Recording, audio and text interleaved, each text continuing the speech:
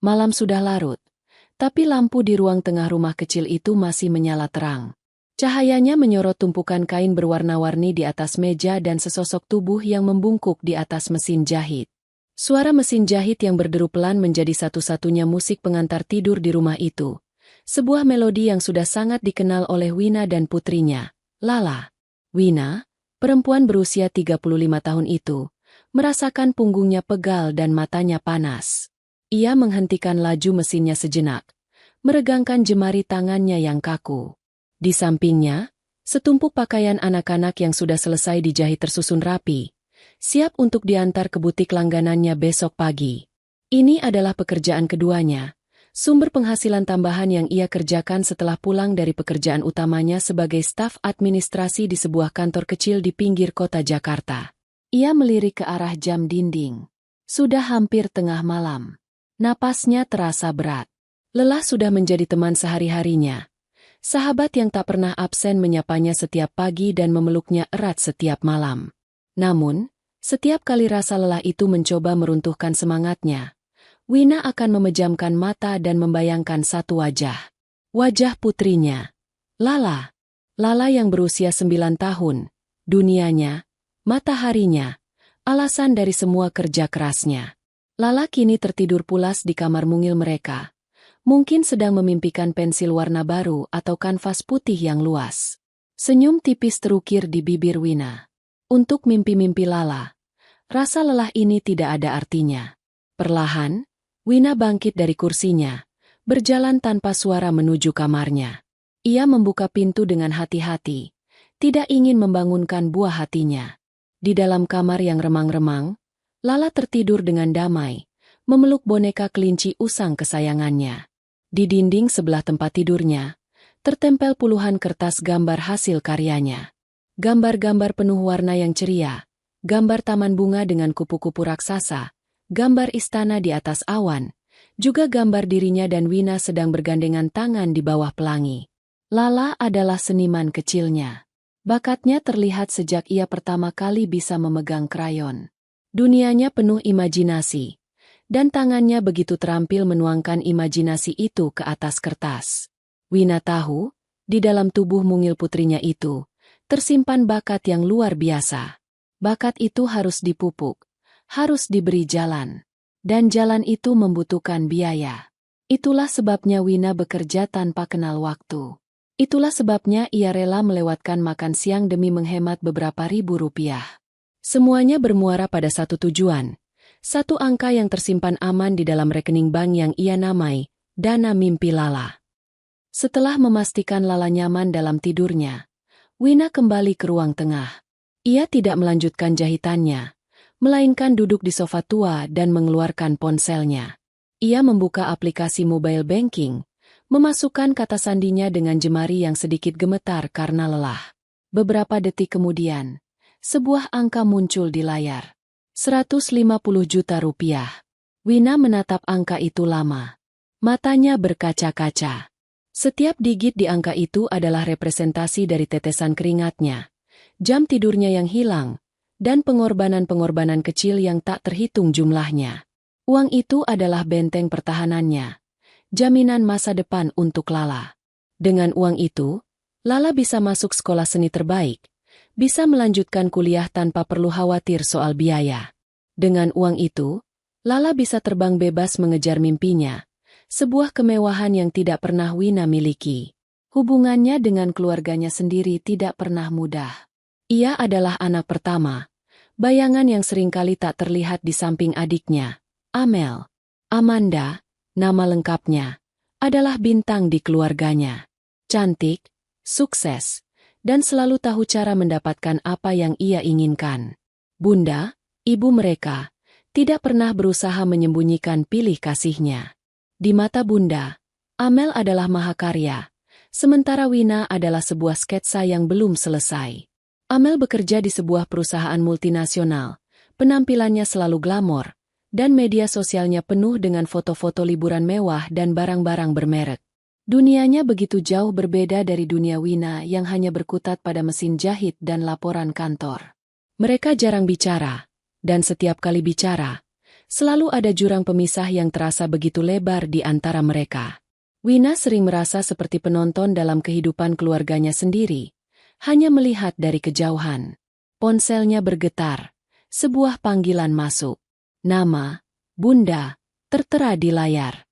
Wina menarik napas panjang sebelum menjawabnya. Selalu ada perasaan cemas setiap kali ia harus berbicara dengan ibunya. "Halo, Bun," sapanya pelan. "Wina, kamu belum tidur?" "Bunda kira kamu sudah tidur." Suara Bunda terdengar seperti biasa, datar dan tanpa kehangatan. "Belum, Bun. Masih ada sedikit jahitan." "Ya sudah.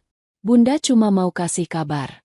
Adikmu, Amel, baru saja dilamar sama Raka." Jantung Wina berdebar sedikit lebih cepat. Raka, James. Ia pernah mendengar nama itu beberapa kali dari Amel. Seorang pria dari keluarga yang sangat kaya dan terpandang. Tentu saja, Amel selalu mendapatkan yang terbaik, atau setidaknya, yang terlihat terbaik di mata dunia. "Oh ya? Wah, alhamdulillah. Selamat buat Amel," ucap Wina, mencoba terdengar tulus. Ada sedikit rasa bahagia untuk adiknya, namun rasa itu tertutup oleh perasaan lain yang lebih rumit. Perasaan terasing. Iya.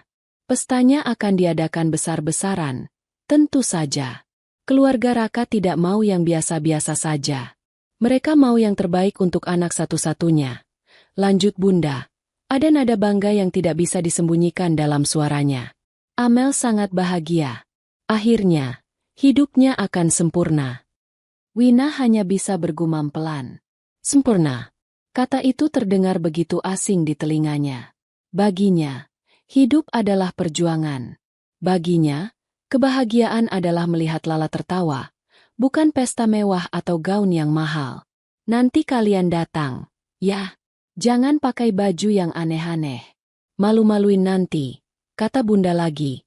Kalimat yang terasa seperti tusukan jarum kecil di hati Wina.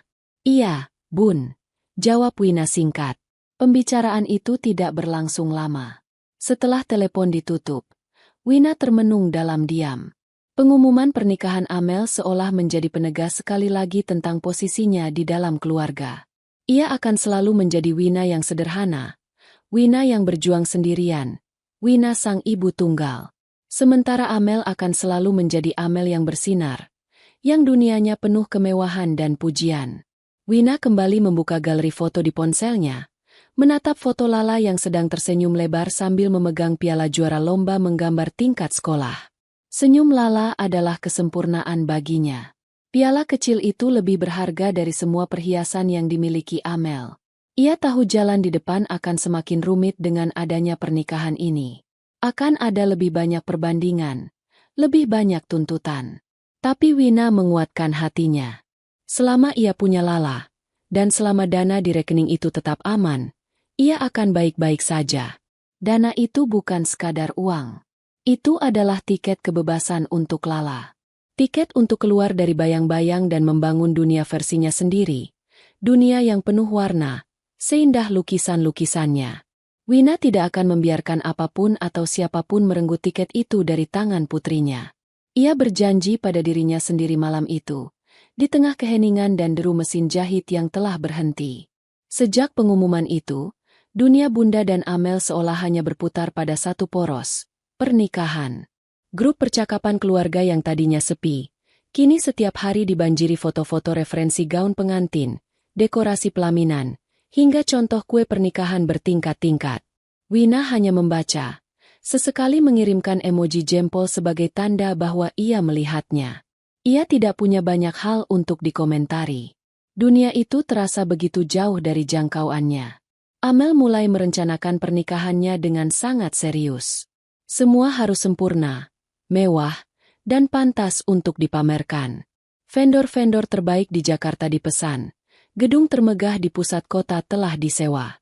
Setiap detail dibicarakan dengan penuh semangat oleh Amel dan Bunda, sementara Wina hanya menjadi pendengar pasif.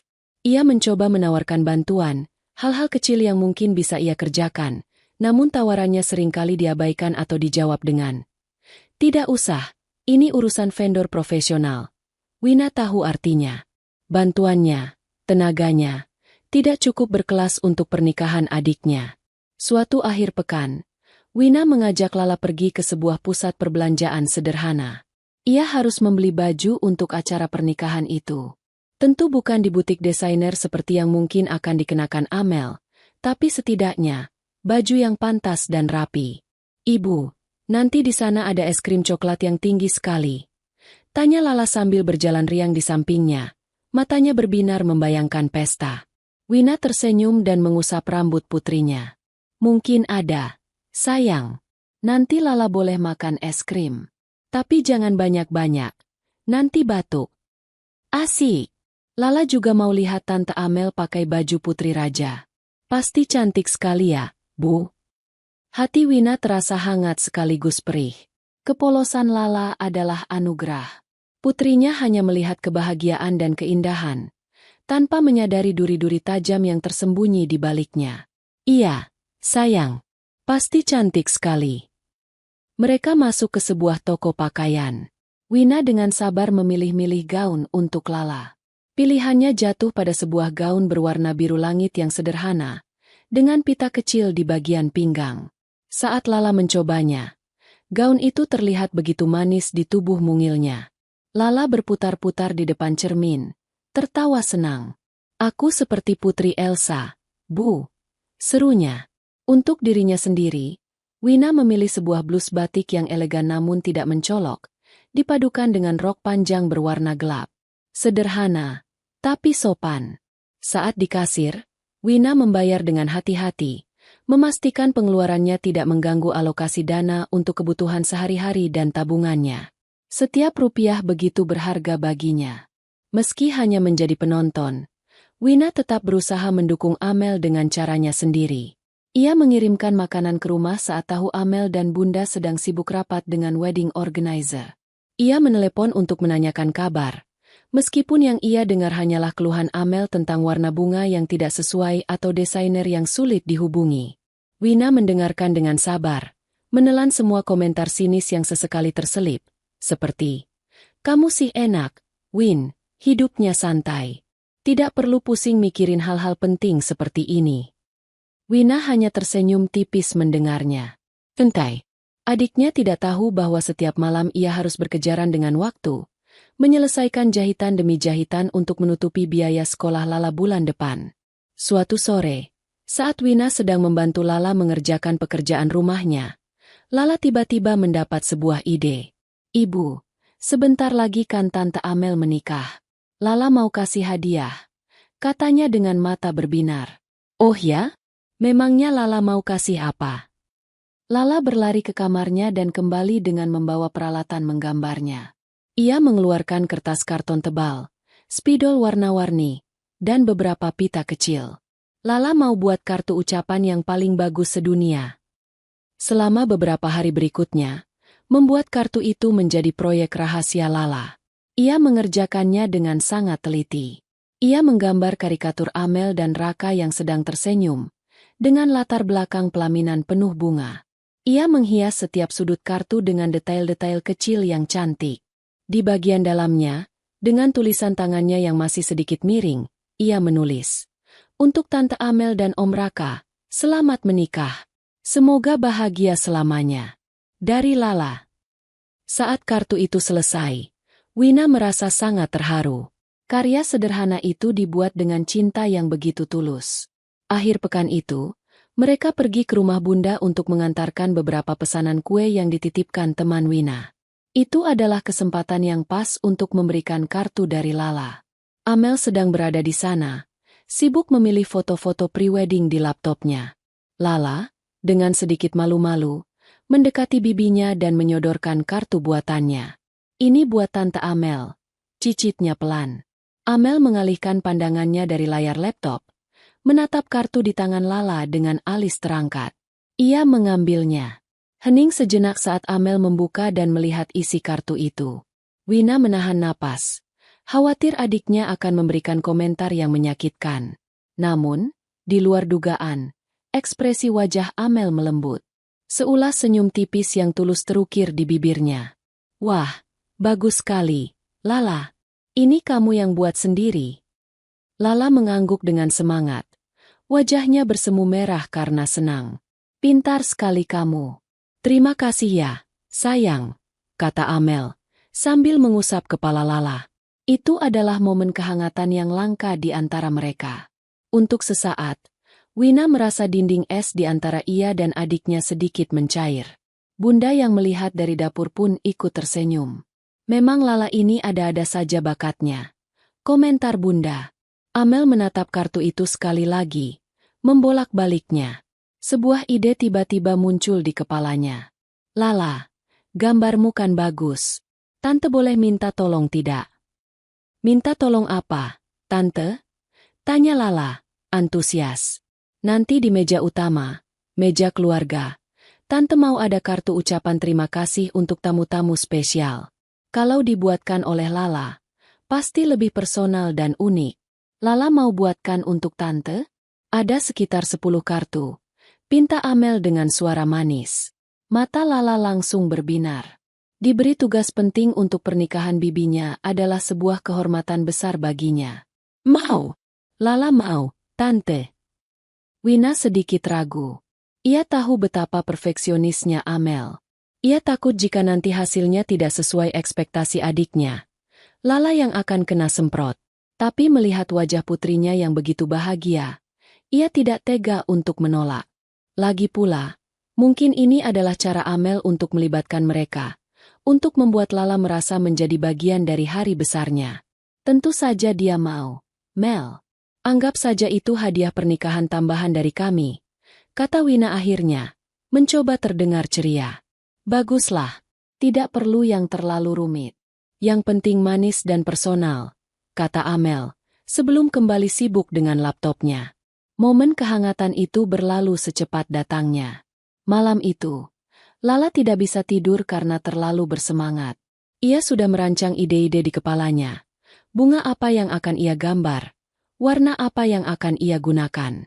Ia merasa seperti seorang seniman sungguhan yang mendapat proyek besar. Wina memandangi putrinya dari ambang pintu.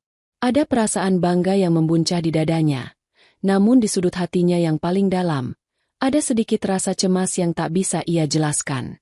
Ia berharap, semoga niat Amel memang setulus senyumnya tadi.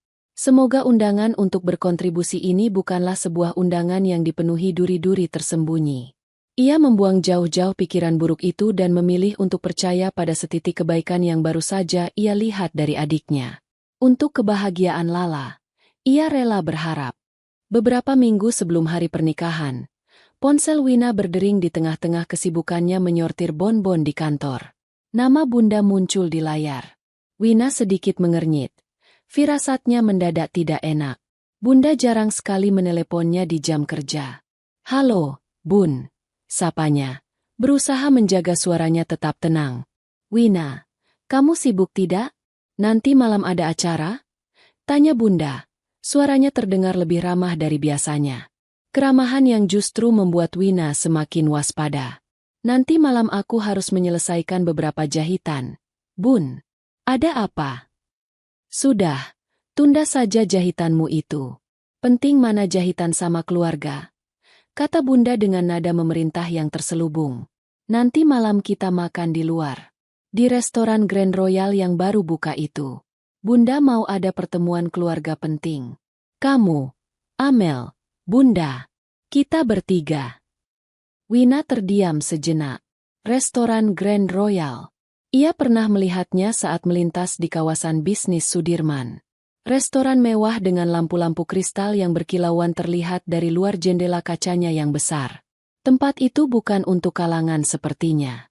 Tapi, Bun, Lala tidak ada yang menjaga. Ya bawa saja Lala. Sekalian biar dia tahu tempat makan yang bagus itu seperti apa. Jangan di warteg terus. Jawab Bunda enteng, seolah baru saja memberikan sebuah anugerah. Jam 7. Ya, jangan terlambat. Amel yang sudah pesan tempat. Telepon ditutup sebelum Wina sempat mengatakan apa-apa lagi. Ia memegang ponselnya dengan perasaan campur aduk. Undangan itu terasa seperti perintah. Pertemuan keluarga. Kata itu terdengar berat dan penuh ancaman. Ia tahu ini bukan sekadar acara makan malam biasa. Pasti ada sesuatu di baliknya. Sore itu, Wina menjemput Lala dari sekolah dengan pikiran yang melayang. Ia menjelaskan pada Lala bahwa mereka akan makan malam bersama nenek dan Tante Amel di tempat yang bagus. Lala, tentu saja, menyambut berita itu dengan sorak gembira. Di rumah, Wina memilihkan Lala gaun biru langit yang mereka beli tempo hari. Untuk dirinya sendiri, ia berdiri lama di depan lemari sederhananya. Tidak ada pakaiannya yang terasa cukup pantas untuk restoran semewah itu. Akhirnya ia memilih blus terbaiknya, yang ia setrika dengan sangat hati-hati, berharap kerah yang sedikit usang tidak akan terlalu kentara. Ia memoleskan bedak tipis di wajahnya, mencoba menyamarkan lingkaran hitam di bawah matanya yang merupakan bukti dari jam tidurnya yang kurang. Mereka berangkat menggunakan taksi online. Sepanjang perjalanan, Lala tak henti-hentinya berceloteh sambil menempelkan wajahnya di kaca jendela, mengagumi gedung-gedung tinggi yang bermandikan cahaya. Sementara itu, perut Wina terasa melilit, bukan karena lapar, tapi karena cemas. Restoran itu persis seperti yang ia bayangkan, bahkan lebih mewah. Seorang pelayan membukakan pintu untuk mereka. Alunan musik klasik yang lembut menyambut mereka di dalam. Karpet tebal meredam suara langkah kaki, dan aroma masakan lezat bercampur dengan parfum mahal menguar di udara. Wina merasa seperti ikan kecil yang salah masuk ke dalam akuarium hiu. Amel dan Bunda sudah menunggu di sebuah meja bundar di sudut ruangan. Mereka berdua tampak begitu serasi dengan suasana restoran. Amel mengenakan gaun sutra berwarna marun. Rambutnya ditata sempurna. Bunda memakai setelan blazer yang elegan. Perhiasan emas berkilau di pergelangan tangan dan lehernya. Wina dan Lala, dengan pakaian sederhana mereka, tampak kontras. "Kalian lama sekali," sapa Bunda tanpa tersenyum. Matanya mengamati penampilan Wina dari atas ke bawah dengan tatapan mengkritik. "Maaf, Bun. Tadi di jalan sedikit macet," jawab Wina sambil menarik kursi untuk Lala. Lala yang terpesona dengan kemewahan di sekelilingnya, menyapa dengan riang. "Selamat malam, Nenek." "Selamat malam, Tante Amel." Amel hanya tersenyum sekilas pada Lala sebelum kembali sibuk dengan ponselnya. Percakapan awal terasa canggung dan dipaksakan. Bunda dan Amel mendominasi obrolan, membicarakan hal-hal yang tidak bisa Wina ikuti. Tentang teman sosialita mereka yang baru pulang dari Eropa, tentang tas merek terbaru yang sedang diincar Amel, dan tentu saja, tentang persiapan pernikahan yang menurut mereka memakan biaya luar biasa besar. "Kamu tahu, Win, gaun pengantinku saja harganya hampir setara dengan uang muka rumah," kata Amel sambil tertawa kecil, seolah itu adalah hal yang sangat lucu. Wina hanya tersenyum tipis. Ia tidak tahu harus merespons apa. Harga gaun adiknya mungkin bisa membiayai sekolah Lala sampai lulus SMA. Seorang pelayan datang untuk mencatat pesanan. Wina membiarkan Bunda yang memilihkan makanan. Ia tidak familiar dengan nama-nama aneh di dalam buku menu yang tebal itu. Lala, dengan polosnya, menunjuk gambar steak di buku menu. Wina melirik harganya dan jantungnya mencelos. Tapi ia tidak berkata apa-apa. Malam ini, ia hanya ingin semuanya cepat berlalu. Saat hidangan pembuka disajikan, suasana masih terkendali. Mereka berbicara tentang hal-hal ringan. Bunda menanyakan nilai rapor Lala. Amel menunjukkan beberapa foto lagi dari persiapan pernikahannya. Wina mulai sedikit rileks. Mungkin firasatnya salah. Mungkin ini benar-benar hanya makan malam keluarga. Hidangan utama pun tiba. Steak pesanan Lala disajikan di atas piring besar. Mata gadis kecil itu berbinar melihatnya. Wina memotong-motong daging itu untuk putrinya. Merasakan sedikit kebahagiaan melihat Lala makan dengan lahap. Namun, saat mereka hampir menyelesaikan hidangan utama, suasana mulai berubah. Wina merasakannya dengan jelas. Bunda meletakkan garpu dan pisaunya dengan perlahan di atas piring. Ia berdeham, sebuah tanda bahwa bagian terpenting dari pertemuan ini akan segera dimulai. "Wina," panggil Bunda. Suaranya kini terdengar serius. "Ada sesuatu yang harus kami bicarakan denganmu." Amel pun meletakkan ponselnya. Wajahnya kini memasang ekspresi muram yang dibuat-buat. Jantung Wina mulai berdebar kencang lagi. Ia menelan potongan daging di mulutnya yang tiba-tiba terasa seperti kertas. Ada apa, Bun? Bunda menatap Amel, memberinya isyarat untuk memulai. Begini, Kak. Amel memulai, menggunakan panggilan, Kak, yang hampir tidak pernah ia gunakan. Itu adalah taktik. Wina tahu itu. Seperti yang kakak tahu, persiapan pernikahanku ini sangat besar dan rumit. Kami ingin semuanya sempurna, karena ini menyangkut nama baik keluarga kita dan juga keluarga Mas Raka. Wina mengangguk pelan, menunggu kelanjutannya. Sebenarnya semua berjalan lancar. Tapi, ada sedikit masalah mendadak. Lanjut Amel, suaranya dibuat terdengar getir. Masalah? Bunda mengambil alih pembicaraan. Ada masalah dengan vendor catering, Win. Mereka tiba-tiba menaikkan harga di saat-saat terakhir, karena ada beberapa permintaan tambahan dari pihak keluarga Raka. Jumlahnya tidak sedikit. Wina masih diam, mencoba mencerna informasi itu. Ia tidak mengerti mengapa ia harus dilibatkan dalam masalah ini. Dan kemudian, kalimat itu pun datang. Kalimat yang akan mengubah segalanya. Kami kekurangan dana mendadak sebesar 150 juta rupiah, kata Amel dengan suara pelan. Matanya menatap lurus ke arah Wina. Dunia Wina seolah berhenti berputar. 150 juta. Angka itu begitu familiar. Angka yang setiap malam ia lihat di layar ponselnya. Angka yang menjadi napas dari semua mimpinya untuk Lala. Ia merasakan hawa dingin menjalari tulang punggungnya. Ia menatap Bunda, lalu ke Amel. Ia melihat keseriusan di wajah mereka. Ini bukan lelucon. Kami tahu kamu punya tabungan, Wina, kata Bunda dengan suara yang lebih tegas. Bunda tidak sengaja melihat buku tabunganmu waktu itu di rumah. Jumlahnya pas.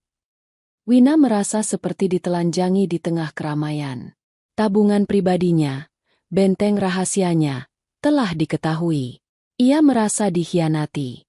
Begini, kami tidak minta, kok. Kami cuma pinjam. Amel menimpali dengan cepat, seolah bisa membaca pikiran Wina. Ini hanya untuk menutupi biaya catering itu sementara. Setelah pernikahan, setelah semua amplop dari tamu dibuka, pasti akan kami kembalikan. Mungkin setelah kami pulang bulan madu. Anggap saja ini bantuan dari kakak untuk pernikahan adiknya sendiri. Mereka mengatakannya dengan begitu mudah. Seolah meminjam uang 150 juta rupiah sama seperti meminjam 100.000. Mereka berbicara tentang tabungan hasil kerja kerasnya, darah dan keringatnya. Seolah itu hanyalah dana cadangan yang bisa dipakai kapan saja. Wina menatap Lala yang masih asyik dengan makanannya, tidak menyadari badai yang sedang berkumpul di atas meja mereka. Ia menatap putrinya, lalu kembali menatap ibu dan adiknya. Sebuah pertempuran baru saja dimulai di dalam hatinya. Pertempuran antara kewajiban sebagai anak dan kakak, melawan kewajibannya yang paling suci sebagai seorang ibu. Rasa terkejut yang dialami Wina begitu hebat hingga ia tidak bisa mengeluarkan suara selama beberapa saat. Ia hanya bisa menatap Bunda dan Amel bergantian, mencoba mencari tanda-tanda bahwa ini semua hanyalah salah paham atau lelucon yang sangat tidak lucu. Tapi yang ia temukan hanyalah tatapan penuh harap yang menuntut dari kedua pasang mata itu. Suara denting sendok Lala yang mengenai piringnya menyadarkan Wina dari keterpakuannya. Ia menarik napas dalam-dalam, mencoba mengumpulkan semua kekuatan yang ia miliki. 150 juta. Ulangnya dengan suara serak. Bun, Mel, aku tidak bisa. Ekspresi wajah Bunda langsung mengeras. Senyum tipis yang tadi tersungging di bibirnya lenyap seketika. Apa maksudmu tidak bisa? Bunda tahu kamu punya uangnya. Jangan pura-pura. Aku memang punya uang sejumlah itu, Bun. Tapi uang itu bukan untuk ini. Wina mencoba menjelaskan dengan sabar, meskipun hatinya terasa seperti diremas. Itu uang tabungan untuk kuliah Lala nanti. Aku sudah mengumpulkannya sedikit demi sedikit selama bertahun-tahun. Setiap rupiahnya sudah ada tujuannya. Ia menatap kedua perempuan di hadapannya dengan tatapan memohon, berharap mereka bisa mengerti. Ia tidak sedang bicara tentang uang, ia sedang bicara tentang masa depan seorang anak. masa depan cucu dan keponakan mereka sendiri. Namun, tatapannya hanya dibalas dengan pandangan dingin dari Amel. Kuliah Lala kan masih lama sekali.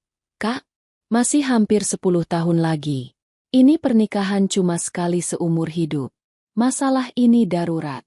Masa depan Lala bisa dipikirkan nanti, tapi nama baik keluarga dipertaruhkan sekarang. Desis Amel, penekanannya pada kata, sekarang, terasa begitu tajam. Tapi ini bukan sekadar, dipikirkan nanti, Mel. Ini adalah janji. Janjiku pada Lala, dan pada diriku sendiri. Balas Wina, suaranya mulai bergetar menahan emosi. Aku bekerja siang dan malam untuk uang itu. Aku. Sudah. Potong Bunda dengan tidak sabar. Jangan mulai ceramah tentang kerja kerasmu. Kami semua juga kerja keras. Kamu pikir Amel tidak kerja keras? Kamu pikir Bunda membesarkan kalian tidak kerja keras? Ini bukan saatnya mengungkit-ungkit itu. Intinya sekarang keluarga sedang butuh bantuan, dan kamu punya kemampuan untuk membantu. Sebagai anak tertua, sudah seharusnya kamu punya tanggung jawab. Tuduhan itu terasa seperti tamparan. Egois. Tidak peduli pada keluarga. Kata-kata itu berdengung di telinga Wina. Bagaimana mungkin mereka bisa berpikir seperti itu? Seluruh hidupnya ia habiskan untuk mencoba menjadi anak dan kakak yang baik. Seringkali dengan mengorbankan kepentingannya sendiri. Dan sekarang, ketika untuk pertama kalinya ia mencoba memprioritaskan masa depan putrinya, ia dicap sebagai orang yang egois. Wina merasa putus asa. Ia mencoba mencari jalan tengah. Begini, katanya pelan. Aku tidak bisa memberikan semuanya. Itu tidak mungkin. Tapi aku bisa bantu. Aku punya sedikit simpanan darurat di luar tabungan itu. Mungkin aku bisa bantu 10 juta. Aku tahu itu tidak banyak. Tapi hanya itu yang aku sanggup. Ia mengatakannya dengan berat hati. 10 juta adalah uang yang sangat besar baginya. Itu berarti ia harus bekerja ekstra keras selama berbulan-bulan untuk menggantinya. Tapi ia rela melakukannya. Jika itu bisa mengakhiri percakapan menyakitkan ini dan menunjukkan bahwa ia bukannya tidak mau membantu sama sekali. Tawaran itu disambut dengan tawa mengejek dari Amel. 10 juta? Kak, kamu bercanda? Apa yang bisa kami lakukan dengan uang 10 juta? Itu bahkan tidak cukup untuk membayar kue pengantinnya. Aku tidak butuh uang recehmu. Lalu, dengan tatapan sedingin es, Amel mencondongkan tubuhnya ke depan. Aku mau semuanya, atau tidak sama sekali. Suasana di meja itu menjadi begitu tegang hingga terasa menyesakan. Wina bisa merasakan tatapan beberapa pengunjung dari meja lain yang melirik ke arah mereka karena suara Amel yang mulai meninggi. Kalau kamu memang seegois itu, kalau uangmu itu lebih penting daripada kebahagiaan adikmu satu-satunya, lebih penting dari nama baik keluarga kita, lanjut Amel. Suaranya kini penuh dengan ancaman. Lebih baik kamu dan anakmu tidak perlu datang ke pernikahanku. Kata-kata itu menghantam Wina seperti badai. Sebuah ultimatum yang kejam. Ia dipaksa memilih antara masa depan putrinya atau ikatan keluarganya. Di tengah-tengah ketegangan itu, sebuah suara kecil yang polos tiba-tiba terdengar. Ibu. Wina menoleh dan melihat Lala menatapnya dengan mata yang berkaca-kaca. Gadis kecil itu ternyata sudah berhenti makan. Ia diam-diam mendengarkan pertengkaran orang-orang dewasa di sekelilingnya. Ia mungkin tidak mengerti semua detailnya, tapi ia bisa merasakan kesedihan dan kemarahan yang pekat di udara. Ibu, jangan sedih, bisik Lala. Tangannya yang mungil terulur untuk menggapai tangan Wina. Tidak apa-apa, Bu. Kasih saja uangnya buat Tante Amel. Lala tidak usah kuliah juga tidak apa-apa. Lala bisa bantu ibu jahit di rumah. Hati Wina hancur berkeping-keping mendengarnya. Putrinya yang lugu, dunianya yang paling berharga, rela mengorbankan mimpinya sendiri hanya untuk melihat ibunya tidak sedih, hanya untuk mendamaikan pertengkaran keluarga. Kepolosan Lala terasa seperti belati yang ditusukkan oleh Bunda dan Amel tepat di jantungnya. Air mata yang sejak tadi ia tahan akhirnya mengalir di pipinya. Ia menarik Lala ke dalam pelukannya. Memeluknya erat-erat seolah ingin melindunginya dari semua kekejaman dunia. Tidak, sayang. Jangan pernah berkata seperti itu. Bisik Wina di telinga Lala. Suaranya pecah. Mimpi kamu adalah hal yang paling penting untuk ibu. Lebih penting dari apapun. Melihat Wina menangis, bukannya melunak, wajah Bunda dan Amel justru semakin menunjukkan kekecewaan dan kemarahan. Bagi mereka, air mata Wina adalah sebuah drama untuk mencari simpati. Wina tahu percuma melanjutkan pembicaraan ini. Tidak akan ada yang mengerti. Ia sudah mendapatkan jawabannya. Malam ini, ia telah melihat wajah asli dari orang-orang yang ia sebut keluarga. Dengan tangan yang masih gemetar, ia mengeluarkan beberapa lembar uang ratusan ribu dari dompetnya dan meletakkannya di atas meja, cukup untuk membayar makanan yang mereka pesan. Lalu, tanpa mengucapkan sepatah kata pun lagi, ia berdiri. Ia menggandeng tangan Lala dengan erat. Ayo, sayang, kita pulang. Ia berjalan meninggalkan meja itu, meninggalkan restoran mewah itu, meninggalkan tatapan dingin dari ibu dan adiknya. Ia tidak menoleh ke belakang. Saat pintu restoran tertutup di belakangnya, ia merasa angin malam Jakarta yang dingin menerpa wajahnya. Angin itu terasa seperti sebuah pembebasan sekaligus penegasan akan kesendiriannya. Ia mungkin telah kehilangan keluarganya malam ini, tapi ia telah berhasil melindungi satu-satunya harta yang ia miliki, mimpi putrinya. Dan untuk itu, ia tidak menyesal. Hari-hari setelah makan malam yang penuh bencana itu terasa sunyi dan berat. Tidak ada telepon dari Bunda. Tidak ada pesan dari Amel. Wina seolah dihapus dari peta keluarga. Keberadaannya diabaikan begitu saja.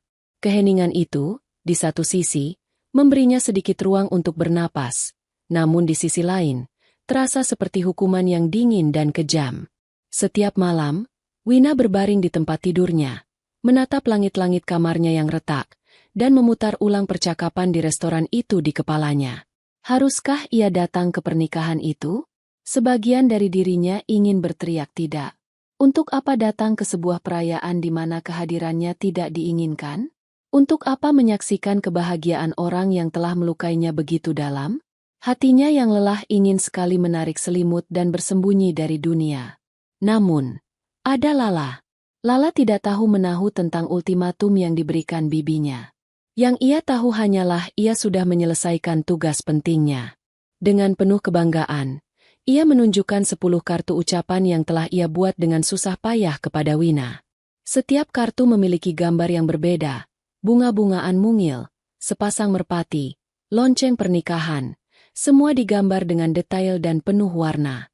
Bagus tidak, Bu? Tanyanya. Matanya yang jernih menatap Wina penuh harap. Nanti kalau Tante Amel lihat, pasti dia senang sekali. Melihat wajah polos putrinya, melihat hasil karya yang dibuat dengan cinta yang begitu murni, hati Wina terasa perih. Bagaimana ia bisa menjelaskan pada Lala bahwa mungkin saja mereka tidak akan datang? Bagaimana ia bisa merenggut secercah kebahagiaan dan kebanggaan dari hati kecil anaknya? Pada akhirnya, Wina membuat keputusan. Mereka akan datang. Bukan untuk Amel atau Bunda. Bukan karena ia memaafkan mereka. Mereka akan datang untuk Lala. Ia akan menelan rasa sakit dan penghinaannya sendiri demi senyum di wajah putrinya. Ia akan mengenakan baju sederhananya seperti sebuah baju zirah, dan menghadapi medan perang itu demi Lala. Ini adalah pengorbanan lain yang harus ia lakukan sebagai seorang ibu. Hari pernikahan itu pun tiba. Langit Jakarta cerah, seolah alam semesta tidak peduli pada mendung yang menggelayut di hati Wina. Pagi itu, Wina membantu Lala mengenakan gaun biru langitnya. Ia menyisir rambut Lala dengan lembut, mengikatnya dengan pita putih yang senada. Aku cantik tidak, Bu? Tanya Lala sambil berputar di depan cermin kecil mereka. Wina berlutut di hadapannya, merapikan kerah gaunnya. Ia menatap mata putrinya dalam-dalam. Kamu anak yang paling cantik di seluruh dunia. Bisiknya, tulus. Untuk dirinya sendiri, Wina mengenakan blus batik dan rok panjang yang sudah ia siapkan. Ia menatap pantulan dirinya di cermin. Seorang perempuan biasa, dengan jejak-jejak kelelahan yang tak bisa disembunyikan oleh bedak tipis. Ia menarik napas panjang, mengumpulkan kekuatan. Hari ini akan menjadi hari yang panjang. Gedung pernikahan itu luar biasa megah. Pilar-pilar tinggi menyambut di pintu masuk, karpet merah tergelar anggun, dan ribuan bunga segar berwarna putih dan merah muda dirangkai menjadi dekorasi yang spektakuler. Lampu-lampu kristal raksasa menggantung di langit-langit, memancarkan cahaya keemasan yang membuat segalanya tampak berkilauan. Wina menggandeng tangan Lala semakin erat. Mereka berdua tampak begitu kecil dan sederhana di tengah kemewahan yang memabukkan itu. Suara musik instrumental yang lembut mengalun, bercampur dengan dengung percakapan para tamu yang semuanya mengenakan pakaian terbaik mereka. Wina merasa setiap pasang mata tertuju padanya, mengamatinya, menilainya. Ia mencari-cari wajah yang ia kenal, berharap menemukan satu saja senyum ramah. Tapi tidak ada. Ia akhirnya menemukan Bunda di dekat pelaminan, sedang sibuk bercakap-cakap dengan beberapa perempuan yang penampilannya seperti sosialita dari majalah. Wina mendekat dengan ragu. Lala bersembunyi di belakang kakinya. "Bun," sapanya pelan. Bunda menoleh. Ekspresinya tidak berubah. Tatapannya dingin dan menusuk. Ia hanya mengangguk sekilas pada Wina, seolah pada orang asing. "Oh, kalian datang. Kami duduk di mana, Bun?" tanya Wina. Bunda melambaikan tangannya dengan acuh tak acuh ke arah belakang ruangan. "Di meja nomor 28. Di belakang sana," katanya singkat, sebelum kembali larut dalam obrolan pentingnya. "Di belakang sana." Dua kata itu terasa seperti vonis. Wina menelan ludah. Ia menggandeng tangan Lala dan memulai perjalanan panjang mereka menuju meja nomor 28. Mereka berjalan melewati puluhan meja bundar yang dihias indah, melewati para tamu penting, teman-teman Amel, kolega bisnis keluarga Raka. Setiap langkah terasa berat. Ia bisa merasakan lirikan mata dan bisikan-bisikan samar yang mengikuti mereka. Meja nomor 28 terletak di sudut paling belakang ruangan, hampir berbatasan dengan pintu keluar masuk para pelayan. Pemandangan ke arah pelaminan dari sana terhalang oleh sebuah pilar besar. Di meja itu sudah duduk beberapa orang kerabat jauh dari kampung yang tampak sama canggungnya seperti Wina.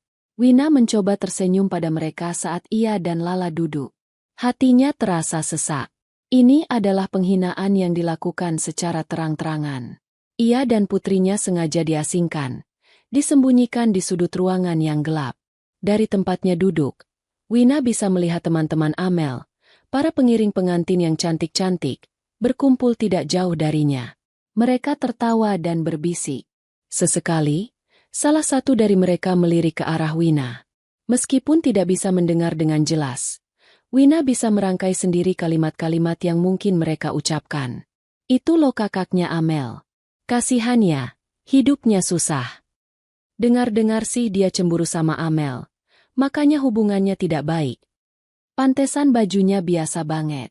Beda kelas sama Amel." Setiap bisikan yang ia bayangkan terasa seperti duri yang menusuk kulitnya. Ia ingin menangis, ingin berteriak, ingin membawa Lala lari dari tempat itu. Tapi ia tidak bisa. Ia harus kuat, setidaknya di depan Lala.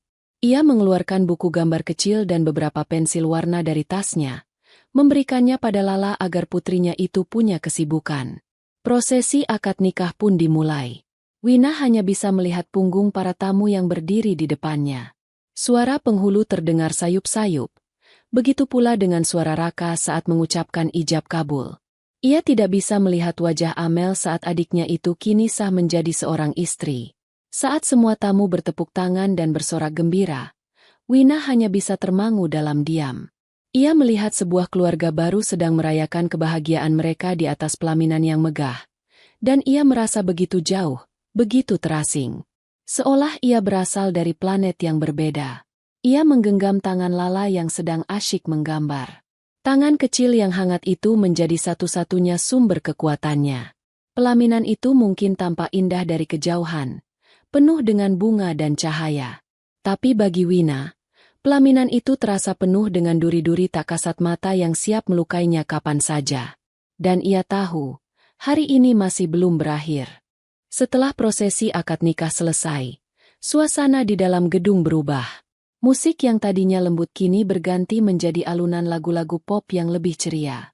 Para tamu mulai berhamburan menuju area prasmanan yang menyajikan aneka hidangan mewah. Hiruk-pikuk dan tawa memenuhi ruangan. Namun semua itu seolah tidak bisa mencapai sudut gelap tempat Wina dan Lala duduk. Tidak ada satupun anggota keluarga inti yang menghampiri meja mereka. Wina melihat paman dan bibinya dari kejauhan, sibuk bercengkerama dengan besan baru mereka. Seolah-olah meja nomor 28 itu tidak ada, tidak terlihat, dan tidak penting. Lala mulai gelisah. Ibu, lapar. Rengeknya pelan. Wina tersenyum, mencoba menyembunyikan kepedihan di hatinya. Iya, sayang. Ayo kita ambil makan. Ia menggandeng Lala menuju barisan prasmanan yang panjang. Ia mengambilkan nasi goreng untuk Lala, beberapa potong ayam, dan puding coklat kesukaannya. Untuk dirinya sendiri, ia hanya mengambil sepotong kue kecil dan segelas air putih. Nafsu makannya sudah hilang entah kemana. Mereka kembali ke meja mereka dan makan dalam diam. Wina berusaha keras untuk terlihat normal di depan Lala. Ia memuji gambar Lala, menyuapinya sesekali, dan menjawab semua pertanyaan polosnya tentang gaun-gaun indah yang dikenakan para tamu. Ia memainkan perannya sebagai seorang ibu, sementara di dalam dirinya, ia merasa hancur. Ketika mereka sedang makan, Bunda tiba-tiba muncul di hadapan mereka. Ia tidak datang sendiri. Di sampingnya, berdiri seorang wanita parubaya yang tampak sangat anggun dan berwibawa, mengenakan kebaya modern berwarna biru tua. Wina langsung menduga bahwa itu adalah Ibu Sonya, Ibunda Raka. Bunda tidak menatap Wina. Ia justru berbicara seolah-olah Wina tidak ada di sana. Lihat, kan? Pestanya tetap berjalan dengan megah dan lancar. Katanya dengan nada sinis yang ditujukan pada Wina. Semua ini berkat kebaikan hati Bu Sonya. Untung saja beliau mau turun tangan langsung saat dengar ada masalah kecil soal catering kemarin. Coba kalau tidak, bisa malu keluarga kita. Kalimat itu adalah sebuah serangan yang disamarkan sebagai pujian untuk orang lain. Bunda sengaja mengatakannya dengan keras, agar Wina merasa bersalah dan tidak berguna. Ibu Sonya, yang diperkenalkan dengan cara yang canggung itu, hanya tersenyum tipis. Senyumnya tampak bijaksana. Matanya yang tajam menatap Wina sejenak. Sebuah tatapan yang sulit diartikan. Tidak ada penghakiman di sana, hanya pengamatan yang tenang. Wina merasakan ada sesuatu yang janggal dari cerita Bunda. Seorang wanita sekelas Ibu Sonya, yang ia dengar adalah seorang pejabat tinggi, seorang hakim, tidak mungkin mengurusi masalah kekurangan dana catering secara langsung di hari-hari rasanya tidak masuk akal. Kecurigaan mulai merayap di benaknya. Tapi ia tidak punya kesempatan untuk memikirkannya lebih jauh. Karena saat itu, sang pengantin wanita, Amel, datang menghampiri mereka. Ia berjalan dengan anggun dalam balutan gaun resepsinya yang bertahtakan ribuan kristal, menggandeng tangan suaminya, Raka. Wajahnya yang dipoles riasan tebal tampak cantik, namun matanya memancarkan api dendam yang belum padam. Raka, suaminya, tampak sedikit tidak nyaman. Ia tersenyum ramah pada Wina. Mbak Wina, terima kasih sudah menyempatkan datang. Sapanya dengan sopan. Wina hanya bisa mengangguk pelan. Selamat ya, Raka, Amel. Tapi Amel tidak tertarik dengan basa-basi. Matanya menatap tajam ke arah Wina. Aku kira kamu tidak punya muka untuk datang ke sini setelah apa yang kamu lakukan, desisnya. Suaranya pelan, agar tidak terdengar oleh tamu lain. Tapi setiap katanya penuh dengan racun. Amel, sudah, tegur Raka pelan, mencoba menarik lengan istrinya. Tapi Amel menepisnya. Ia melanjutkan serangannya. Datang ke sini dengan muka memelas dan baju seperti itu. Kamu sengaja, kan? Kamu mau semua orang kasihan sama kamu dan berpikir aku ini adik yang jahat? Kamu mau merusak hari pernikahanku. Aku datang untuk Lala, jawab Wina lirih. Suaranya nyaris tidak terdengar. Ia memeluk bahu Lala, yang mulai tampak ketakutan melihat wajah bibinya yang marah. Alasan, kamu itu cuma iri denganku. Iri karena aku bisa mendapatkan semua ini sementara kamu tidak. Wina merasa cukup. Ia tidak akan membiarkan putrinya mendengar lebih banyak lagi kata-kata kejam ini. Lala juga sudah mulai menguap. Matanya tampak sayu karena mengantuk. Tempat ini sudah menjadi terlalu beracun bagi mereka berdua. Dengan sisa-sisa keberanian yang ia miliki, Wina berdiri.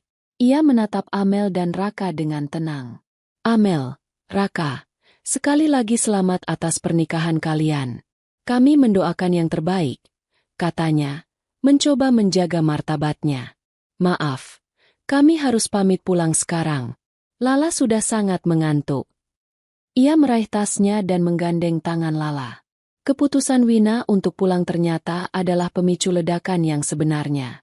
Bagi Amel, tindakan itu adalah puncak dari penghinaan. Berani-beraninya Wina pergi meninggalkan pesta megahnya begitu saja. Seolah pestanya tidak cukup penting. Kemarahan yang sejak beberapa minggu lalu ia pendam kini meledak tak terkendali. Wajahnya memerah di balik riasan tebalnya. Pulang, teriaknya. Suaranya kini tidak lagi pelan. Beberapa tamu di meja terdekat menoleh ke arah mereka. Enak saja kamu mau pergi. Pestanya bahkan belum selesai. Kamu benar-benar tidak menghargaiku sama sekali. Bunda, bukannya menenangkan, malah ikut memanasi suasana. Dasar tidak tahu diuntung.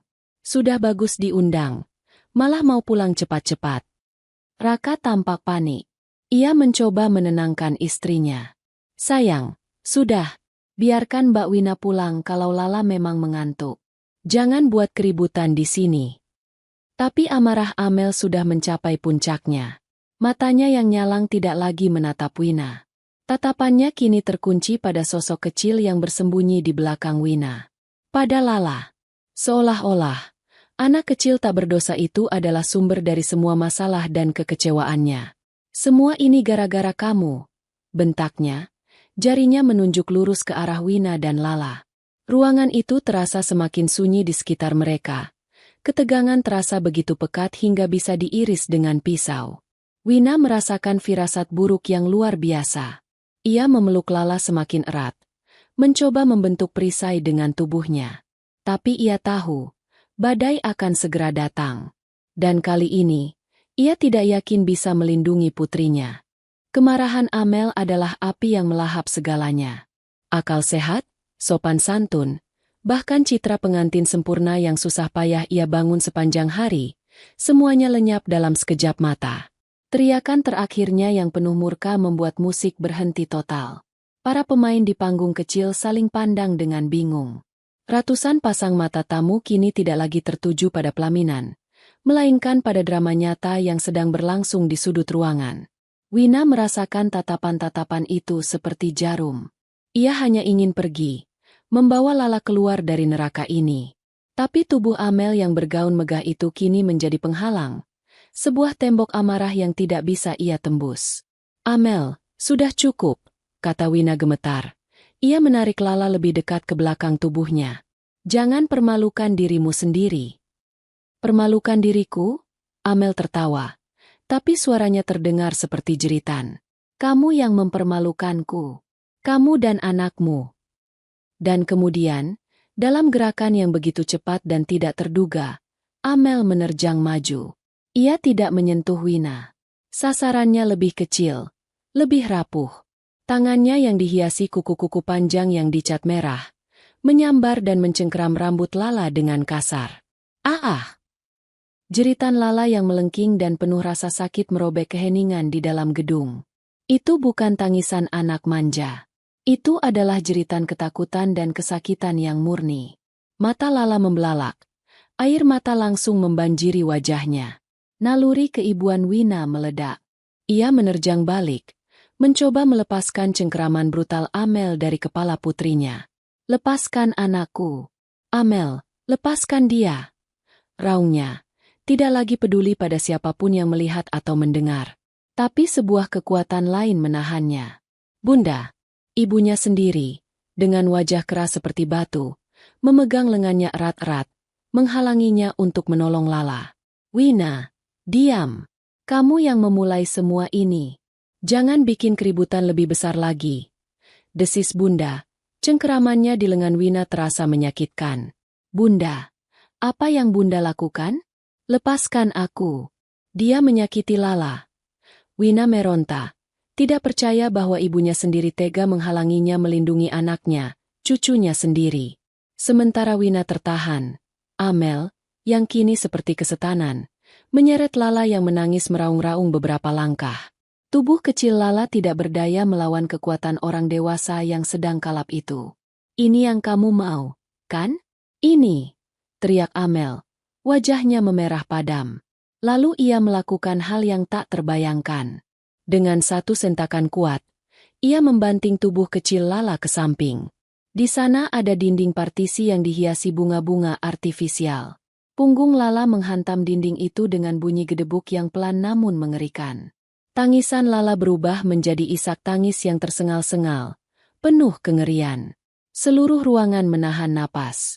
Beberapa tamu wanita menutup mulut mereka dengan ngeri. Raka, suami Amel, tampak pucat pasi. Ia mencoba mendekat. "Amel, hentikan. Sadar, Mel." Tapi Amel belum selesai. Seolah belum puas, ia melihat panggung kecil tempat band bermain tadi, yang tingginya hanya sekitar 2 anak tangga dari lantai. Dengan kasar, ia mendorong Lala lagi ke arah panggung itu. "Pergi kamu. Pergi dari sini." Dan dengan dorongan terakhir yang paling keras, tubuh Lala yang sudah kehilangan keseimbangan itu terhuyung ke depan, jatuh dari bibir panggung yang rendah. Tragedi itu mencapai puncaknya saat kepala Lala, dalam kejatuhannya, menghantam sudut tajam sebuah meja kecil yang diletakkan di sisi panggung, meja tempat meletakkan vas bunga besar. "Bu!" Suara benturan itu terdengar begitu keras di dalam ruangan yang sunyi. Setelah itu, tidak ada lagi jeritan. Yang ada hanya suara tangisan Lala yang lirih, penuh kesakitan. Ia tergeletak di lantai, memegangi sisi kepalanya dengan kedua tangannya yang mungil. Gaun biru langitnya kini tampak kotor dan kusut. Hening. Keheningan yang total dan absolut menyelimuti gedung pernikahan yang megah itu. Ratusan tamu terpaku di tempat mereka, menjadi saksi bisu sebuah adegan kekerasan yang brutal dan tidak masuk akal. Pengantin wanita, dalam gaunnya yang seharusnya menjadi simbol cinta dan kebahagiaan, baru saja mencelakai seorang anak kecil, keponakannya sendiri. Dalam sekejap, Wina berhasil melepaskan diri dari cengkeraman bunda. Ia tidak peduli lagi pada apapun. Dunianya runtuh. Ia berlari dan berlutut di samping tubuh putrinya. "Lala, sayang, Lala," panggilnya dengan suara pecah. Tangannya gemetar hebat saat mencoba memeriksa keadaan Lala. Ia melihat memar yang mulai membiru di pelipis anaknya, dan sedikit darah merembes dari sela-sela rambutnya. "Sayang, bicara sama ibu. Mana yang sakit?" Lala hanya bisa menangis, menunjuk kepalanya sambil terus terisak. "Sakit, Bu, sakit."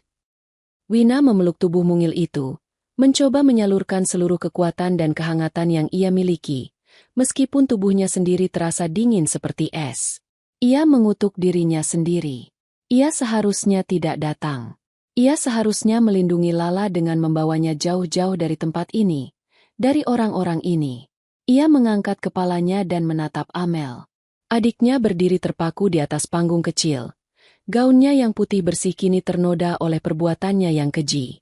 Napasnya terengah-engah, dan di matanya ada kilatan kebingungan, seolah ia baru saja tersadar dari mimpi buruk dan melihat kehancuran yang telah ia ciptakan. Raka berdiri di sampingnya, menatapnya dengan ekspresi ngeri dan tidak percaya. Bunda tampak pucat. Akhirnya menyadari bahwa situasi telah menjadi jauh di luar kendali.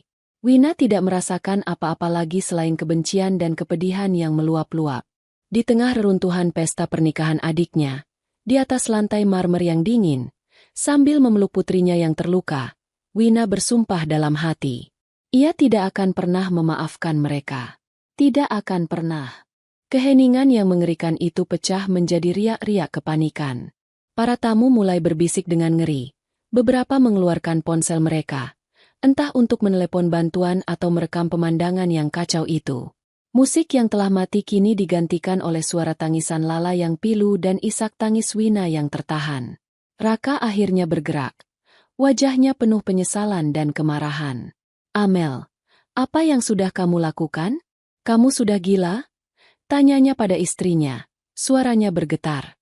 Amel hanya menatapnya dengan pandangan kosong, masih belum bisa memproses sepenuhnya perbuatannya. Sementara itu, Bunda mencoba melakukan penyelamatan citra yang terlambat. Tidak apa-apa, semuanya tenang saja, katanya pada beberapa tamu terdekat dengan senyum yang dipaksakan. Anak kecil, biasa kalau jatuh. Tidak ada yang serius. Perkataan Bunda yang meremehkan itu menyulut amarah Wina. Tidak serius? Sergahnya sambil mendongak. Matanya merah karena air mata dan amarah. Kepala anakku berdarah.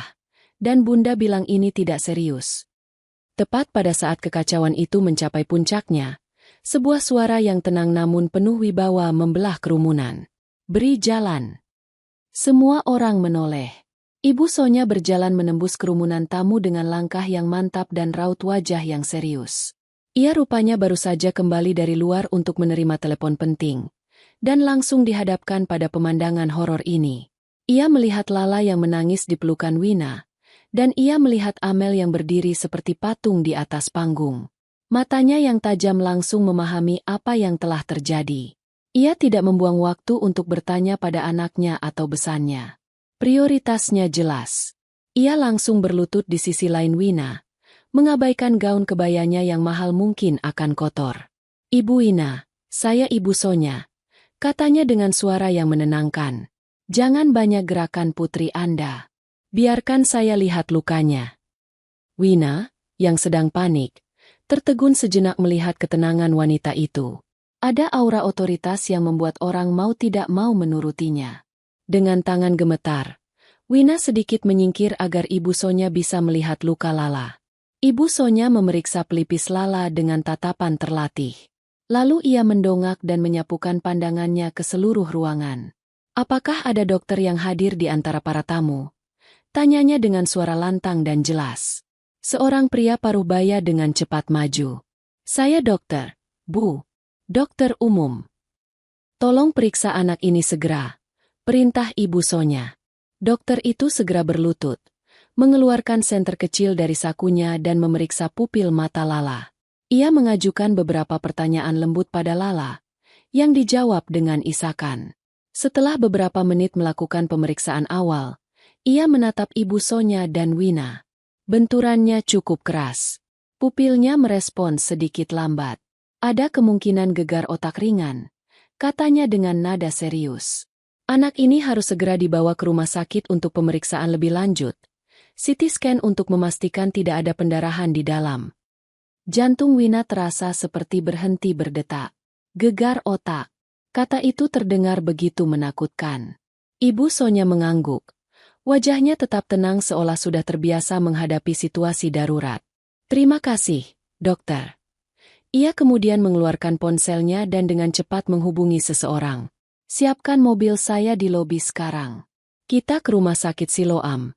Perintahnya pada orang di seberang telepon.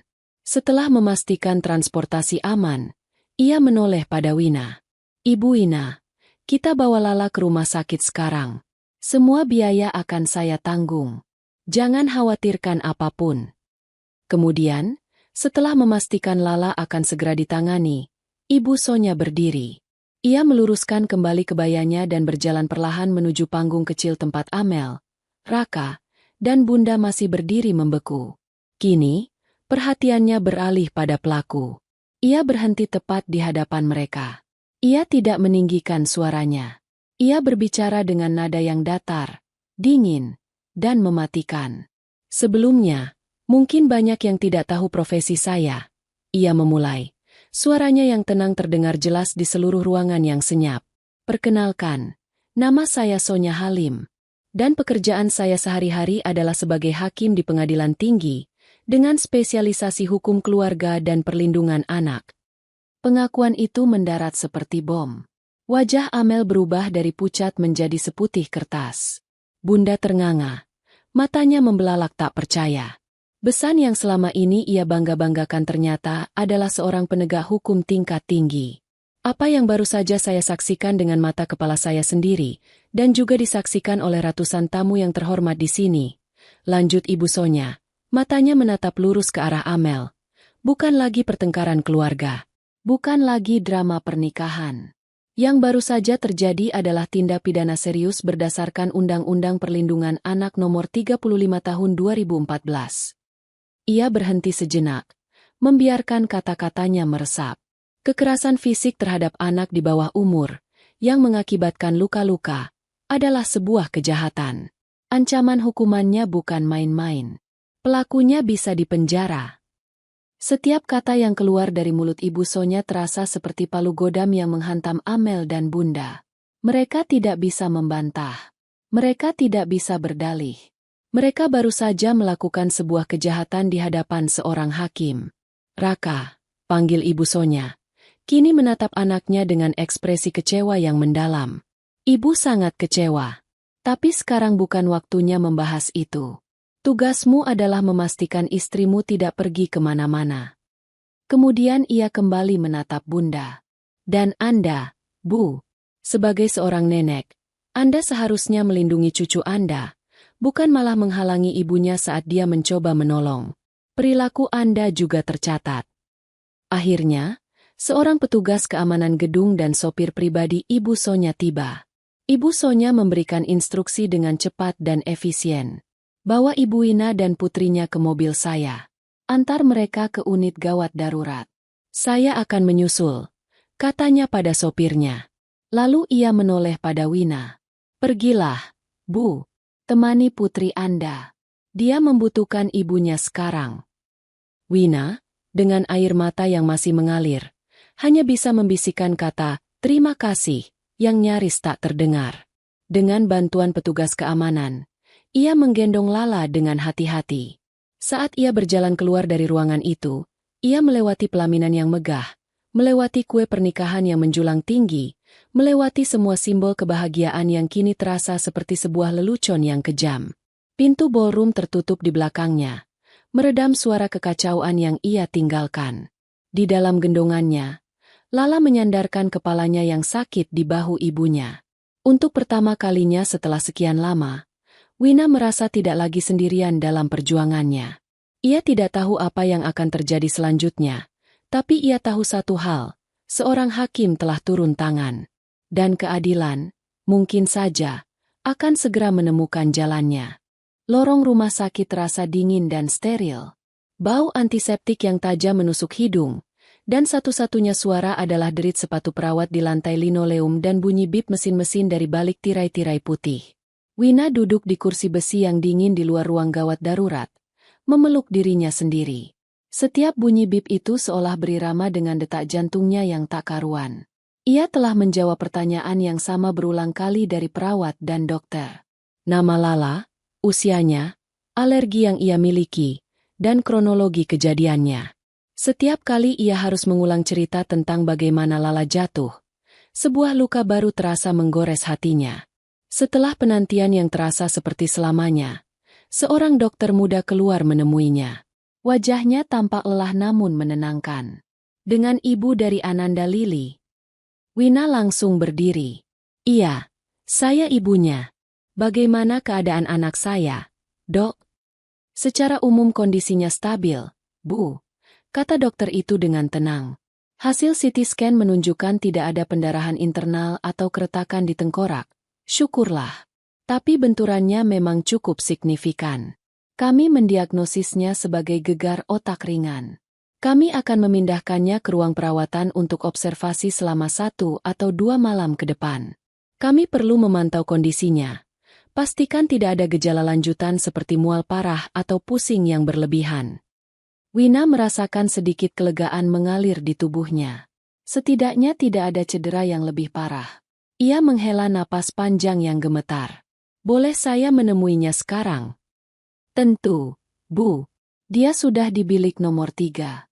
Mungkin masih sedikit mengantuk karena efek obat pereda nyeri.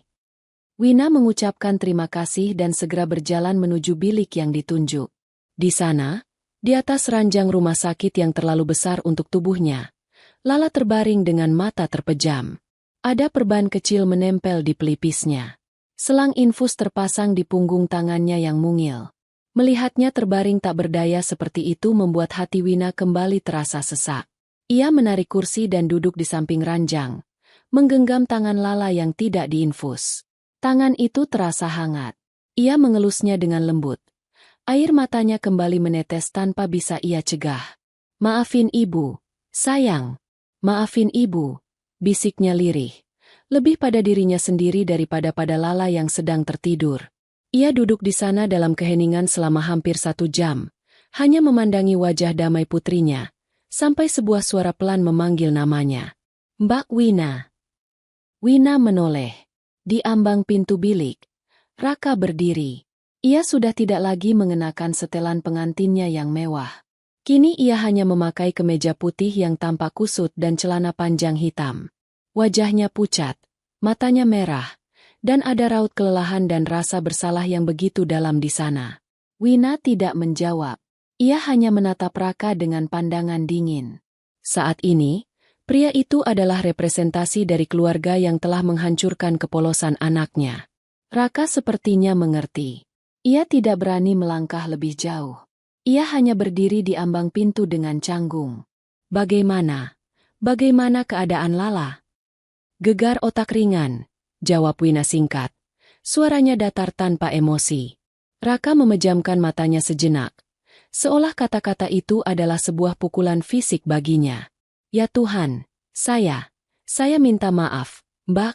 Saya benar-benar minta maaf. Tidak ada kata-kata yang cukup untuk..." Suaranya tercekat.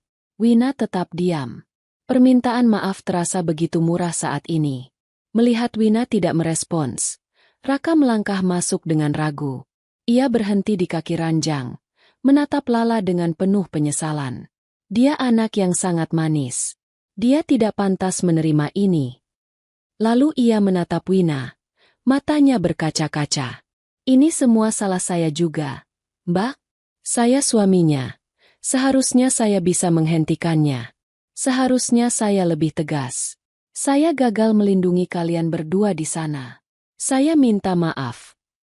Wina melihat ketulusan di mata Raka. Ia melihat penderitaan yang nyata di sana. Amarahnya yang membara sedikit mereda, berganti menjadi rasa lelah yang luar biasa. "Kenapa, Raka?" bisik Wina akhirnya. Pertanyaan yang sejak tadi berputar-putar di kepalanya. "Kenapa Amel begitu membenciku? Kenapa dia menginginkan uang itu sampai tega melakukan semua ini?" Raka menarik napas panjang. Ia tampak ragu-ragu sejenak, sebelum akhirnya membuat keputusan. "Mbak, ada sesuatu yang harus Mbak tahu," katanya pelan. "Ini mungkin akan terdengar lebih buruk lagi, tapi Mbak berhak tahu yang sebenarnya." Ia menceritakan semuanya. Tentang bagaimana ia tidak sengaja mendengar percakapan telepon antara Amel dan Bunda seminggu yang lalu. Percakapan yang ia kira hanyalah obrolan biasa, namun ternyata adalah sebuah rencana. "Tidak pernah ada krisis catering, Mbak," kata Raka. Suaranya nyaris tak terdengar. "Vendornya baik-baik saja. Tidak ada kenaikan harga. Tidak ada kekurangan dana.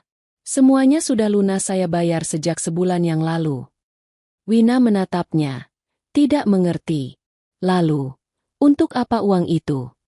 "Untuk bulan madu," jawab Raka dengan getir. "Amel, dia tiba-tiba ingin mengubah paket bulan madu kami. Yang tadinya hanya ke Bali, dia ingin mengubahnya menjadi tur keliling Eropa. Dia bilang dia ingin membuat teman-teman sosialitanya iri. Biayanya tentu jauh lebih mahal, dan saya menolaknya. Saya bilang itu pemborosan yang tidak perlu. Tapi ternyata, dia tidak menyerah. Dia dan tante, mereka merencanakan itu. Mereka tahu Mbak punya tabungan, dan mereka berniat mengambilnya dengan alasan krisis pernikahan." Kebenaran itu menghantam Wina dengan kekuatan yang jauh lebih dahsyat daripada pukulan fisik. Jadi, semua itu bukan hanya keegoisan sesaat. Bukan hanya kepanikan. Itu adalah kebohongan yang direncanakan. Sebuah penipuan yang keji. Adiknya sendiri, dan ibunya, bersekongkol untuk mencuri masa depan Lala hanya demi sebuah liburan mewah. Hanya demi pamer. Ia tidak menangis. Air matanya sudah kering. Yang ia rasakan adalah amarah yang dingin, yang membeku di dalam pembuluh darahnya. Rasa sakit karena pengkhianatan itu jauh lebih dalam daripada luka fisik yang diderita Lala. "Saya baru menyadari semuanya saat di pesta tadi," lanjut Raka. Suaranya penuh sesal. Saat ibu saya bilang beliau yang menutupi biaya catering, saya tahu itu tidak mungkin. Ibu saya tidak akan melakukan hal seperti itu tanpa memberitahu saya. Saat itu saya sadar, mereka telah berbohong pada semua orang, termasuk pada saya. Hening menyelimuti ruangan kecil itu. Satu-satunya suara adalah bunyi mesin infus yang teratur. Saya akan menanggung semua biayanya, Mbak, kata Raka dengan cepat. Semua biaya rumah sakit Lala, biaya terapinya nanti jika diperlukan, semuanya. Dan, tentang dana pendidikan Lala, saya akan menggantinya. Saya akan mentransfernya ke rekening Mbak, ditambah dengan kompensasi untuk semua ini. Saya mohon, Mbak, izinkan saya melakukan ini sebagai bentuk tanggung jawab saya. Wina memandangi wajah pria yang baru beberapa jam lalu menjadi adik iparnya. Pria yang pernikahannya telah menjadi panggung tragedi bagi anaknya. Ia melihat rasa malu dan keinginan tulus untuk menebus kesalahan di sana. Ia tidak langsung menjawab tawaran itu. Pikirannya berkecamuk. Uang bisa diganti. Luka fisik bisa sembuh. Tapi trauma yang dialami Lala, dan luka pengkhianatan di hatinya, bagaimana cara menyembuhkannya? Malam itu, setelah Raka pamit pulang, Wina duduk sendirian di samping ranjang Lala yang tertidur pulas. Lampu koridor yang temaram menyusup masuk ke dalam ruangan. Ia memandangi wajah putrinya. Malaikat kecilnya yang terpaksa melihat sisi tergelap dari dunia orang dewasa. Kebenaran telah terungkap. Kini, bola ada di tangannya. Ia bisa menerima tawaran Raka dan mencoba melupakan semuanya. Atau ia bisa menuntut keadilan. Ia bisa melaporkan adiknya sendiri ke polisi. Ia bisa membuat Amel mempertanggungjawabkan perbuatannya di depan hukum, di depan hakim seperti Ibu Sonya. Pilihan itu terbentang di hadapannya. Berat dan menakutkan. Untuk pertama kalinya, ia merasa memiliki kekuatan. Kekuatan untuk menentukan jalan hidupnya sendiri, dan jalan hidup orang-orang yang telah menyakitinya. Malam itu di rumah sakit yang sunyi, Wina mulai berpikir. Bukan lagi sebagai korban, tapi sebagai seorang pejuang yang sedang merencanakan langkah selanjutnya. Beberapa hari kemudian, setelah Lala diizinkan pulang dari rumah sakit dengan instruksi untuk banyak beristirahat, Wina membuat janji untuk bertemu dengan Ibu Sonya. Mereka tidak bertemu di kantornya yang formal atau di rumahnya yang megah. Atas permintaan Wina, mereka bertemu di sebuah kedai kopi kecil yang tenang di dekat rumahnya. Sebuah tempat di mana Wina merasa setara dan bisa berbicara dari hati ke hati. Ibu Sonya datang sendiri, mengenakan blus sederhana, tanpa aura seorang hakim yang mengintimidasi. Ia memesan kopi dan mendengarkan dengan sabar saat Wina menceritakan semua yang telah ia putuskan. Saya sudah memikirkannya matang-matang, Bu. Wina memulai. Suaranya tenang dan mantap. Saya tidak akan mengajukan tuntutan pidana pada Amel. Ibu Sonya menatapnya. Tidak terkejut, hanya menunggu penjelasan. Bukan karena saya memaafkannya. Terus terang. Saya tidak tahu apakah saya bisa, lanjut Wina. Tapi saya tidak ingin menyeret Lala ke dalam proses pengadilan yang panjang dan melelahkan. Saya tidak ingin namanya ada di berita. Saya tidak ingin traumanya terus-menerus diungkit di ruang sidang. Dia sudah cukup menderita. Dan saya juga tidak ingin melihat adik saya sendiri di penjara. Seburuk apapun dia, pemikiran itu tetap terasa menyakitkan. Saya hanya ingin ini semua berhenti. Saya ingin kedamaian untuk saya dan Lala. Ibu Sonya mengangguk perlahan. Tatapannya penuh pengertian. Saya mengerti keputusan Ibu. Itu adalah keputusan yang sangat bijaksana dan berani. Lalu, apa yang akan Ibu lakukan untuk memastikan keamanan Lala ke depannya? Itulah kenapa saya ingin meminta bantuan hukum dari Ibu, kata Wina. Bersama-sama, dengan bimbingan dari Ibu Sonya, mereka menyusun sebuah perjanjian hukum yang mengikat. Itu bukan sekadar surat perintah penahanan biasa. Isinya jelas dan tegas. Amel dilarang keras untuk menghubungi atau mendekati Wina dan Lala dalam jarak tertentu. Semua komunikasi harus melalui pengacara. Namun, ada syarat tambahan yang Wina ajukan. Saya ingin Amel menjalani terapi manajemen amarah dan konseling psikologi secara rutin selama minimal 1 tahun dari psikolog yang direkomendasikan. Jelas Wina. Jika suatu hari nanti dia ingin bertemu Lala, itu hanya bisa terjadi jika ada rekomendasi tertulis dari terapisnya yang menyatakan dia sudah stabil, dan pertemuan itu pun harus selalu dalam pengawasan. Ibu Sonya tersenyum tipis. Itu adalah syarat yang sangat baik. Ibu tidak hanya memikirkan perlindungan, tapi juga memberikan jalan untuk perbaikan. Saya akan membantu menyusun draftnya. Konsekuensi dari perjanjian itu datang lebih cepat dari yang diperkirakan. Raka, dengan berat hati, menyampaikan perjanjian itu pada Amel. Di luar dugaan, Amel menolak mentah-mentah syarat untuk terapi. Ia masih bersikeras bahwa ia adalah korban, bahwa ia diprovokasi, dan bahwa pergi ke psikolog adalah sebuah penghinaan. Penolakan itu menjadi titik akhir bagi Raka. Ia akhirnya sadar bahwa wanita yang ia nikahi tidak memiliki penyesalan dan tidak memiliki keinginan untuk berubah. Hari itu juga, Raka mengajukan gugatan cerai. Pernikahan yang dibangun di atas kebohongan dan kesombongan itu akhirnya runtuh. Bahkan sebelum bulan madu mereka sempat terlaksana. Kehidupan Wina dan Lala mulai memasuki babak baru. Raka menepati janjinya. Ia tidak hanya menanggung semua biaya pengobatan Lala, tapi juga mentransfer sejumlah dana yang lebih dari cukup untuk mengamankan biaya pendidikan Lala hingga ke jenjang universitas. Rekening, dana mimpi Lala, kini terisi kembali, lebih kuat dari sebelumnya.